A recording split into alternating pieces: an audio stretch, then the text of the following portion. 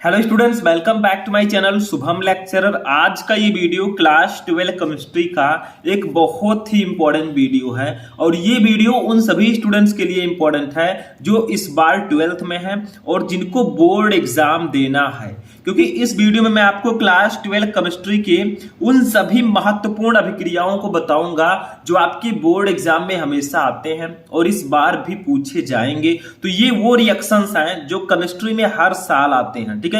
और आपको पता है कि केमिस्ट्री में आपको रिएक्शन तो पढ़ना ही पड़ेगा, क्योंकि बिना रिएक्शन के केमिस्ट्री की आप कल्पना नहीं कर सकते। तो आज के इस वीडियो में हम 12th केमिस्ट्री के नेम्ड रिएक्शंस को बताएंगे। जैसे देखिए आपकी अभिक्रियाएं हैं, जैसे फर्स्ट है वुड्स अभिक्रिया क्या है, सेकंड है वुड्स फिटिंग अभिक्रिया, थर्ड है स्मिथ अभिक्रिया, फोर्थ है कार्बिल एमीन अभिक्रिया, फिफ्थ है विलियमसन संश्लेषण अभिक्रिया, सिक्स है कैनिजारो अभिक्रिया और सेवन है रोजेनमुंड अभिक्रिया, ठीक है। तो इनको हम नेम्ड रिएक्शंस के नाम से भी जानते हैं।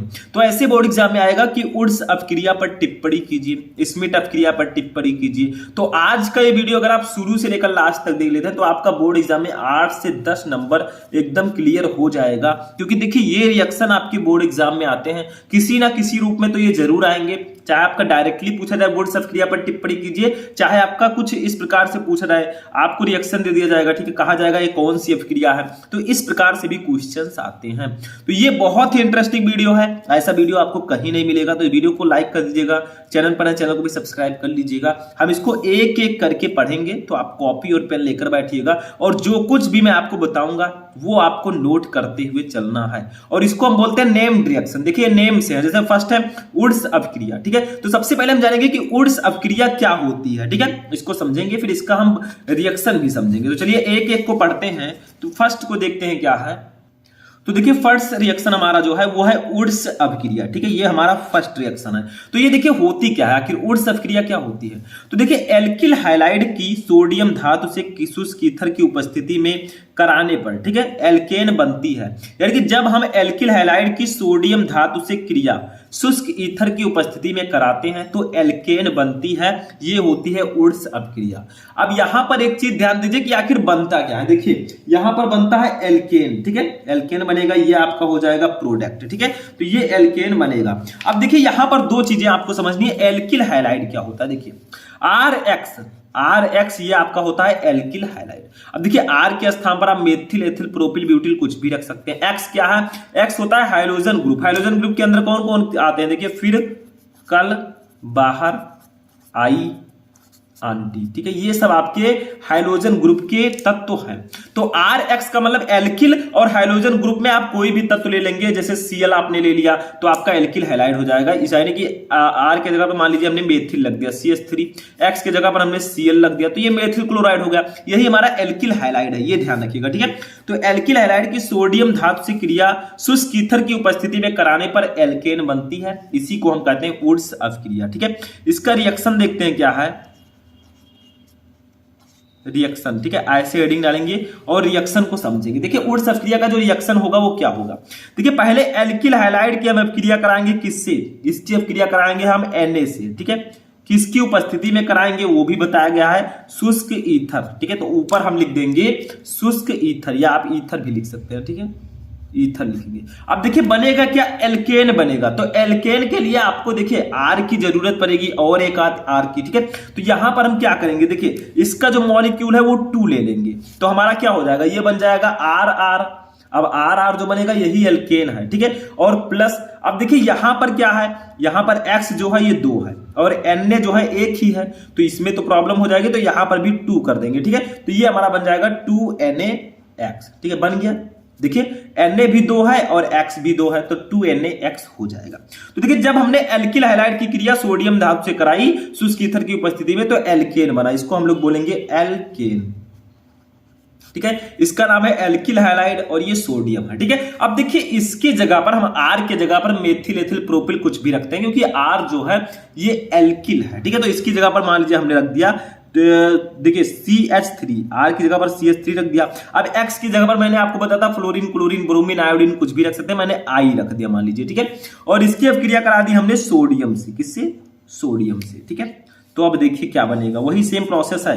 अब देखिए यहां पर आपको 2 लेना पड़ेगा, इसका भी 2 लेना पड़ेगा, इसका भी 2 लेना है, ठीक है। तो हमारा क्या बनेगा, CH3 CH3, देखिए ऊपर R लिखा गया था तो R के जगह पर मैंने CH3 लिया है तो यहां पर आप CH3 लिख देंगे, ठीक है। R के जगह पर CH3, ठीक है। और प्लस 2Na, X के जगह पर हमने I लिया है, देखिए यहां पर I है, ऊपर X था तो यहां पर I रख देंगे। बस ये हमारा, हम इस प्रकार से भी लिख सकते हैं। ये क्या है, ये मेथिल आयोडाइड है, इसका नाम लिख देंगे मेथिल आयोडाइड या आयोडोमेथेन भी आप लिख सकते हैं, मेथिल आयोडाइड। मेथिल आयोडाइड जो है ये एक एल्किल हैलाइड ही होता है, ठीक है। तो मेथिल आयोडाइड हो गया। ये क्या है आपका, ये एथेन है, ठीक है। अब एथेन आपका एल्केन में मेथेन, एथेन, प्रोपेन, ब्यूटेन कुछ भी आ सकता है, ठीक है। तो ये आपका हो जाएगा वुड्स अपक्रिया। तो वुड्स अपक्रिया में हम क्या करते हैं, जब एल्किल हैलाइड को सोडियम धातु से क्रिया, ठीक है, एल्किल हैलाइड की शुष्क ईथर की उपस्थिति में सोडियम धातु से क्रिया कराते हैं तो एल्केन बनता है, इसी को हम बोलते हैं वुड्स अपक्रिया। हमने यहाँ पर रिएक्शन भी आपको बता दिया, आई होप कि आपको समझ में आ चुका होगा, ठीक है। फर्स्ट वाला समझ में आ गया। तो ऐसे हमें 7 पढ़ने हैं, अभी आपको ध्यान से समझना है, सातों आपको अच्छे समझ में आ जाएगा, सिर्फ आपको पैसेंस रखना है, ठीक है। चलिए सेकंड वाला देखते हैं क्या है। अब देखिए सेकंड वाला हमारा है वुड्स फिटिंग अपक्रिया। ये क्या होती है वुड्स अपक्रिया, अभी हमने पढ़ा, अब आ गया वुड्स फिटिंग अपक्रिया। ये आपके बोर्ड एग्जाम में कई बार आ चुका है, 2013, 14, 15, 16, 17, 20, 22, ठीक है, बहुत इंपॉर्टेंट है। तो देखिए ये होता क्या है, देखिए एल्किल हैलाइड का एरिल हैलाइड से शुष्क ईथर में सोडियम की उपस्थिति में संयोग करके एरोमेटिक हाइड्रोकार्बन प्राप्त करने की अपक्रिया वुड्स फिटिंग अपक्रिया कहलाती है। यानी कि एल्किल हैलाइड तो हम सेम वही लेंगे, ठीक है। तो एल्किल हैलाइड का एरिल हैलाइड से, अब यहां पर एरिल हैलाइड आ गया, तो एल्किल हैलाइड क्या होता है, जैसे आपका RXCH3I, ठीक है। अब एरिल हैलाइड क्या होता है, जैसे आपका बेंजीन के साथ आयोडीन जुड़ा हो या ब्रोमीन जुड़ा हो, जैसे C6H5I, ठीक है, ये आपका एरिल होता है। तो एल्किल जो होता है वो दूसरा, एरिल दूसरा, ठीक है। इसकी ईथर में सोडियम की उपस्थिति में संयोग करके एरोमेटिक हाइड्रोकार्बन प्राप्त करने की अपक्रिया वुड्स फिटिंग अपक्रिया कहलाती है। जैसे देखिए एग्जांपल, मेथिल आयोडाइड व आयोडोबेंजीन की अपक्रिया से टॉलुइन का बनना। देखिए यहां पर अब हम देखेंगे रिएक्शन, रिएक्शन समझिएगा, बाकी सब समझ में आ जाएगा, ठीक है।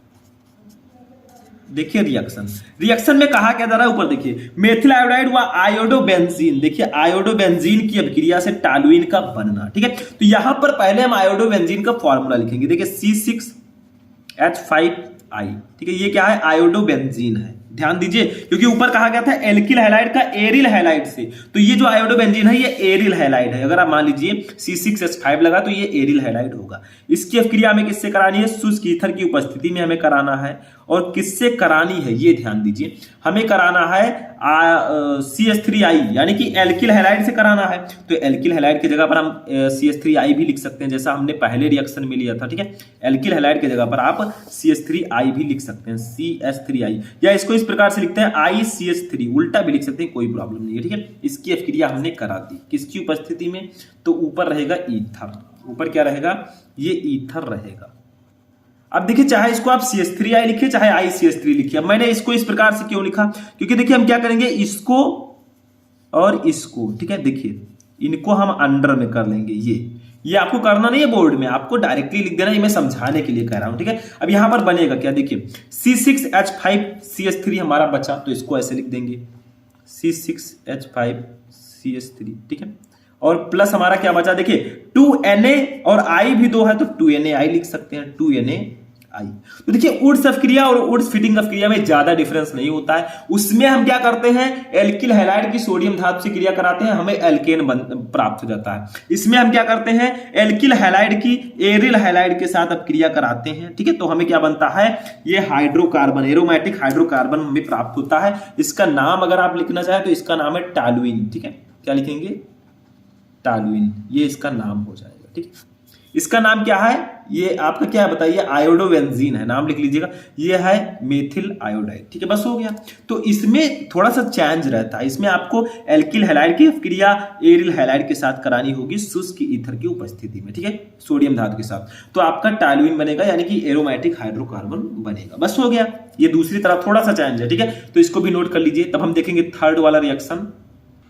अब देखिए स्टूडेंट, हमारा जो थर्ड रिएक्शन है, देखिए क्या है, बहुत इंपॉर्टेंट है, स्मिट अभिक्रिया, ठीक है। व्हाट इज स्मिट रिएक्शन, ये बहुत इंपॉर्टेंट रिएक्शन है आपके बोर्ड एग्जाम के लिए। तो देखिए ये होता क्या है, देखिए ये प्राइमरी एमीन बनाने की विधि है, यानी कि जो स्मिट अभिक्रिया है इससे हम प्राथमिक एमीन बनाते हैं, ठीक है। अब देखिए कार्बोक्सिलिक अम्ल की अभिक्रिया हाइड्रोजोइक एसिड, जिसे हम जिसका फॉर्मूला होता है N3H, इसके साथ सांद्र H2SO4 की उपस्थिति में 0 डिग्री सेल्सियस पर कराने पर मेथिलेमीन बनता है। ये आपका स्मिट अपक्रिया होगा। इसमें क्या होगा, इसमें हम कार्बोक्सिलिक अम्ल की अपक्रिया हाइड्रोजोइक अम्ल के साथ कराएंगे सांद्र H2SO4 और 0 डिग्री सेल्सियस पर, तो हमें मेथिलेमीन बने प्राप्त होगा, यानी कि प्राथमिक एमीन प्राप्त होगा। इसी को हम कहते हैं स्मिट अपक्रिया। तो आप कह सकते हैं कि स्मिट अपक्रिया जो है ये प्राथमिक एमीन बनाने की एक विधि है। ठीक है, अब चलिए इसको देखते हैं कैसे आखिर होगा। रिएक्शन यहां पर लिखते हैं और रिएक्शन को हम करते हैं। ठीक है, रिएक्शन। तो रिएक्शन में हमें क्या करना है, हमें पहले लेना है कार्बोक्सिलिक अम्ल। कार्बोक्सिलिक अम्ल की जगह पर हम एसिटिक अम्ल ले सकते हैं। देखिए CH3COOH, ये क्या है, एसिटिक अम्ल है। क्यों, क्योंकि इसमें देखिए कार्बोक्सिलिक अम्ल ये क्यों है, क्योंकि कार्बोक्सिलिक अम्ल का फंक्शनल ग्रुप होता है COOH, वो इसमें लगा हुआ है, तो ये आपका कार्बोक्सिलिक अम्ल होगा। इसकी अपक्रिया हमने करा दी N3H से हाइड्रोजोइक अम्ल से, क्योंकि लिखा है हाइड्रोजोइक अम्ल से कराने पर। ठीक है, तो इससे हमने अपक्रिया करा दी। ठीक है, अब देखिए बनेगा क्या, थोड़ा गिब्स आउट का हम लगाएंगे ये।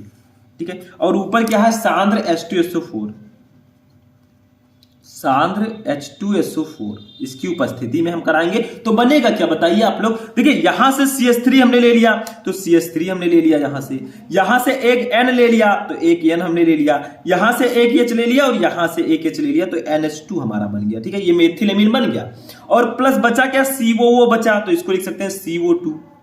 ठीक है, और प्लस हमारा क्या बचा, देखिए N यहां से एक हमने ले लिया है, अभी 2 N है, तो N2 लिख देंगे, नाइट्रोजन गैस। ठीक है, तो ये आपका हो गया। जब हम एसिटिक अम्ल की अपक्रिया हाइड्रोजोइक अम्ल के साथ कराएंगे तो हमें मेथिलेमीन प्राप्त होगा, यानी कि प्राथमिक एमीन प्राप्त होगा। बस यही है आपका स्मिट अपक्रिया। तो इसमें भी कुछ नहीं है, आपको कार्बोक्सिलिक अम्ल की अपक्रिया हाइड्रोजोइक अम्ल के साथ सांद्र H2SO4 की उपस्थिति में कराना है, तो आपको मेथिलेमीन प्राप्त होगा, यानी कि प्राथमिक एमीन प्राप्त होगा। बस इसमें भी कुछ नहीं है, सिंपल सा है। तो इसको भी नोट कर लीजिए, तब हम देखते हैं फोर्थ रिएक्शन। ठीक है, नोट कर लीजिए, इसको नोट हो गया स्टूडेंट। देखिए नेक्स्ट क्वेश्चन हमारा क्या है, नेक्स्ट रिएक्शन, ये भी बहुत इंपॉर्टेंट है, कार्बिल एमीन अपक्रिया। ठीक है, कार्बिल एमीन अपक्रिया क्या होती है, इसको थोड़ा समझना होगा, क्योंकि इसमें थोड़ा बैलेंस वाला प्रॉब्लम है। ठीक है, तो कार्बिल एमीन अपक्रिया क्या है, देखिए एथिल एमीन को क्लोरोफॉर्म और अल्कोहलीय पोटेशियम हाइड्रोक्साइड के साथ गर्म करने पर एथिल आइसोसाइनाइड बनता है, एथिल कार्बिल एमीन बनता है,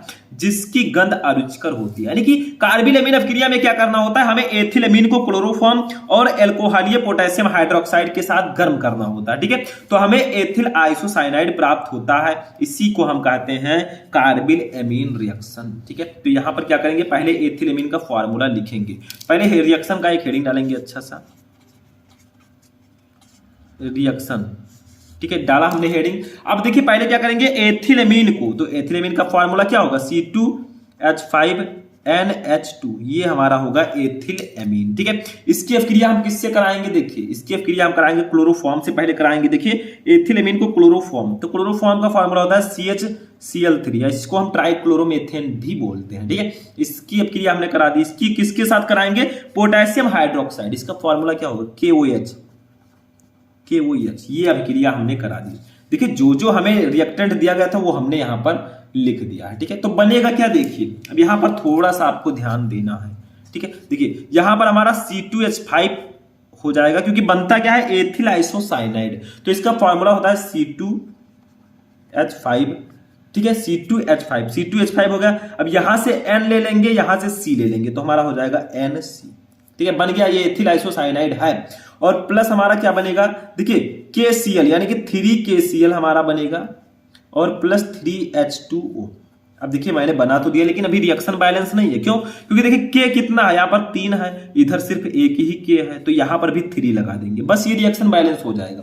अब पहले देखिए बैलेंस है रिएक्शन की नहीं, देखिए कार्बन कितने हैं इधर, जितने इधर होंगे उतने इधर भी होने चाहिए। तो देखिए 2 इधर है, 2 1 3। ठीक है, इधर कितना है, 2 और 1 3 है। हाइड्रोजन कितना है, 5 2 7 1 8। ठीक है, 8 3 11, इधर कितना है, 5 और 6 11। देखिए 2 3 6 6 11 हो गया इधर। ठीक है, अब नाइट्रोजन कितना है, एक नाइट्रोजन है, इधर भी एक नाइट्रोजन है। उसके बाद में क्या बचता है, अब बचता है हमारा क्लोरीन कितना है, 3। ठीक है, देखिए ऑक्सीजन देख लेते हैं, ऑक्सीजन 3 है, यहाँ पर भी 3 है। ठीक है, क्लोरीन कितना है, 3 है, तो यहां पर भी क्लोरीन देखिए 3KCl 3 है। तो ये आपका रिएक्शन बैलेंस हो चुका है।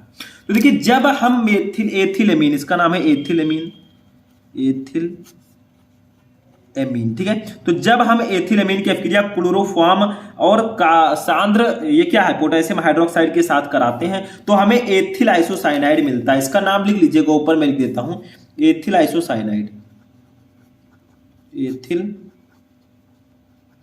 आइसोसाइनाइड। ठीक है, ये प्राप्त होता है, तो इसी अभिक्रिया को हम कहते हैं कार्बिल एमीन अभिक्रिया। ठीक है, बस हो गया, कुछ नहीं है इसमें, तो इसको भी आप नोट कर लीजिए, बहुत इंपॉर्टेंट है।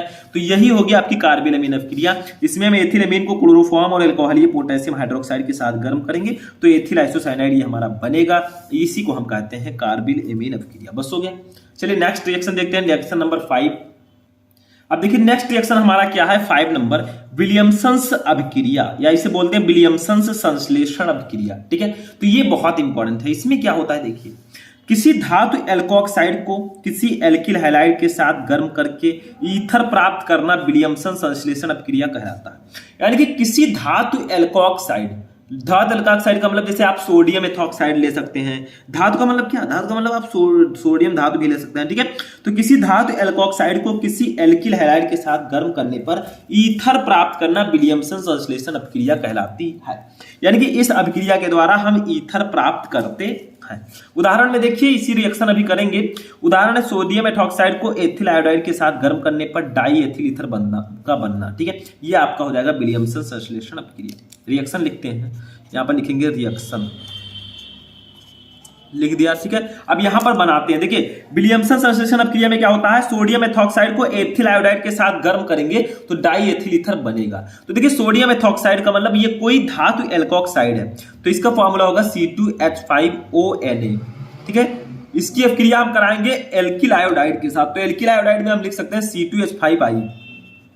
C2H5I। अब क्या करेंगे, इसको हम गर्म करेंगे, तो ये हमने लिखा, और ऊपर करेंगे हम गर्म का चिन्ह। ठीक है, ये देखिए हॉट हीट देंगे इसको। ठीक है, तो बनेगा क्या, देखिए C2H5 हमारा यहां से और वो यहां से और C2H5 यहां से, तो हमारा हो जाएगा C2H5O C2H5। ठीक है, बन गया। प्लस बचा क्या, अब Na बचा और I बचा, तो ये लिख देंगे NaI, बस सिंपल सा है। ठीक है, तो ये आपका बन जाएगा विलियमसन संश्लेषण विधि। इसका नाम लिख देते हैं, इसका नाम है सोडियम एथॉक्साइड, या आप लिख सकते हैं धातु एल्कोक्साइड। ठीक है, सोडियम एथॉक्साइड, इसका नाम क्या है एथिल आयोडाइड, इसका नाम है डाई एथिल ईथर। इसको याद रखिएगा, ये इंपॉर्टेंट है क्योंकि आपका प्रोडक्ट है। ठीक है, डाई एथिल ईथर। तो देखिए इसमें क्या किया हमने, जब किसी धातु एल्कोक्साइड को एल्किल आयोडाइड के साथ गर्म करते हैं तो डाई एथिल ईथर बनता है, यानी कि ईथर बनता है। इसी को हम कहेंगे विलियमसन संश्लेषण अभिक्रिया। या जब हम सोडियम एथॉक्साइड को एथिल आयोडाइड के साथ गर्म करते हैं तो डाई एथिल ईथर बनता है। बस यही हो जाएगी विलियमसन संश्लेषण अभिक्रिया। हो गया, बहुत ही सिंपल सा था, इसको नोट कर लीजिए। तब हम देखेंगे अपना नेक्स्ट क्वेश्चन, जो सबसे इंपॉर्टेंट रिएक्शन है हमारा, काइनीजारो रिएक्शन। ठीक है, चलिए देखते हैं।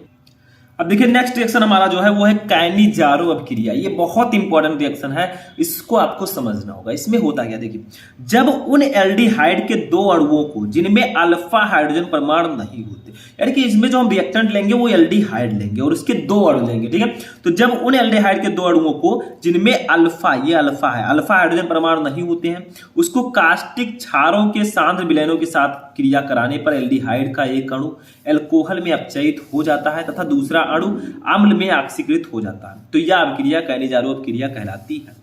यानी कि इसमें हम क्या करते हैं, हम उन एल्डिहाइड के दो अणु को लेते हैं जिनमें अल्फा हाइड्रोजन परमाणु नहीं होते, और उन एल्डिहाइडों को हम कास्टिक क्षारों के साथ के विलयन के साथ क्रिया कराएंगे, तो क्या बनेगा, एल्डिहाइड का एक अणु एल्कोहल में अपचयित हो जाएगा। ठीक है, यानी कि एल्कोहल बनेगा और दूसरा अणु अम्ल में ऑक्सीकृत हो जाता है। इसी को हम बोलते हैं काइनीजारो अभिक्रिया। चलिए रिएक्शन देखते हैं क्या है। रिएक्शन हेडिंग डालेंगे यहाँ पर। ठीक है, क्या हेडिंग डालेंगे, रिएक्शन। ठीक है, और रिएक्शन में हम क्या देखेंगे, देखिए अब यहां पर हमें क्या क्या लेना है वो ऊपर बता दिया गया है। हमें एल्डिहाइड लेना है, तो हम ले लेते हैं HCHO। इसमें अल्फा हाइड्रोजन परमाणु नहीं है, तो इसके दो अणु हमें लेना है, तो दो हमने ले लिया। इसकी अभिक्रिया हमें करानी है NaOH से, यानी कि आपको कहा गया है इसकी अभिक्रिया किससे करानी है, कास्टिक क्षारों से। तो चाहे आप NaOH से कराइए, चाहे KOH से कराइए, ये सब कास्टिक क्षार होते हैं। ठीक है, तो हमने दोनों का रिएक्शन करा दिया। अब देखिए बनेगा क्या यहाँ पर काइनीजारो अभिक्रिया में। ठीक है, तो देखिए हमारा बनेगा क्या, देखिए यहां पर बनेगा CH3। पहले देखिए यहां से C ले लेंगे, यहां से H ले लेंगे, तो हमारा एक अणु देखिए, एक अणु जो है एल्डिहाइड का वो अल्कोहल में अपचयित हो जाएगा। तो एक तो आपका अल्कोहल बनेगा तो CH3OH बन गया, और दूसरा आपका क्या होगा, दूसरा अणु अम्ल में ऑक्सीकृत हो जाएगा, तो एक अम्ल हमारा बनेगा जो होगा HCOONA। ये सोडियम फॉर्मेट है, अम्ल है, ठीक है। तो यहां पर अब देखिए रिएक्शन बैलेंस है कि नहीं, देखिए कार्बन इधर कितने हैं, 2 हैं, इधर कितना है 1 और 1 2 है। हाइड्रोजन कितना है 2 2 4 1 5, इधर कितना है 3 1 4 1 5, ठीक है। और ऑक्सीजन कितना है 1 1 2, इधर भी ऑक्सीजन 2 है, ठीक है। ऑक्सीजन इधर कितना है 3 है, देखिए 1 2 1 3, इधर भी 2 1 3 है, ठीक है। हाइड्रोजन भी सेम है। तो ये आपका रिएक्शन बैलेंस है। तो इसमें मैंने क्या किया, देखिए इसका नाम लिख देते हैं, इसका नाम है फॉर्मेल्डिहाइड। फॉर्मेल्डिहाइड ये एक ऐसा एल्डिहाइड है जिसमें अल्फा हाइड्रोजन परमाणु नहीं होते, ठीक है। ये आपका, इसकी क्रिया हमने कास्टिक क्षार के साथ कराई, तो एक अणु जो है वो अल्कोहल में बदल गया जिसका नाम है मेथिल अल्कोहल, मेथिल अल्कोहल। और एक अणु जो है वो अम्ल में बदल गया जिसका नाम है सोडियम फॉर्मेट, सोडियम फॉर्मेट, ठीक है। ये बदल गया, बस हो गया, सिंपल सा, इसमें कुछ नहीं है। तो जब हम उन एल्डिहाइड, ठीक है, जिनमें अल्फा हाइड्रोजन परमाणु नहीं होते, इनकी अपक्रिया जब हम कास्टिक क्षार के साथ कराते हैं तो इसका एक अणु जो है अल्कोहल में ऑक्सीकृत हो जाता है, अपचयित हो जाता है, CH3OH बना। एक अणु जो है वो अम्ल में ऑक्सीकृत हो जाता है, HCOONA बना, सोडियम फॉर्मेट। ये एक एसिड है, ठीक है। बस हो गया, यही है काइनेजारो रिएक्शन। आप आगे और भी कुछ रिएक्शन लिख सकते हैं, इसकी अपक्रिया KOH के साथ कराएंगे तो वो भी ऐसे बनेगा, उसमें पोटेशियम फॉर्मेट बनेगा, ठीक है। बाकी मेथिल अल्कोहल उसमें भी बनेगा, तो ऐसे ही आप करा सकते हैं, ठीक है। समझ में आ गया। चलिए लास्ट और नेक्स्ट रिएक्शन देखते हैं क्या है। अब देखिए हमारा लास्ट रिएक्शन जो है वो है रोजेनमुंड अभिक्रिया। ये भी बहुत इंपॉर्टेंट रिएक्शन है, ठीक है। अब जितने भी नेम रिएक्शन मैं बता रहा हूं ये सभी इंपॉर्टेंट है, आपको तैयार करके ही जाना है। देखिए होता क्या है, वह अभिक्रिया जिससे एसिड क्लोराइड का PDBaSO4 उत्प्रेरक उबलती जाइलिन की उपस्थिति में हाइड्रोजन कहलाती है। यानी कि इसमें क्या लिखा है, देखिए यहां पर थोड़ी सी प्रॉब्लम हो गई है, ठीक है।